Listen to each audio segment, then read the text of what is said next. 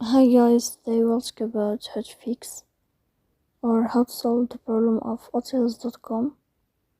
You click on settings. Here you can click on apps, default apps, app settings. On above you can search about hotels.com. Here you can click on first stop and you can click OK. Then you will enter to the window of storage. Here you can click on clear cache.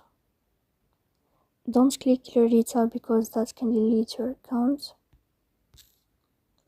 In the end, you can turn off your phone and you can wait a moment to turn on your phone again.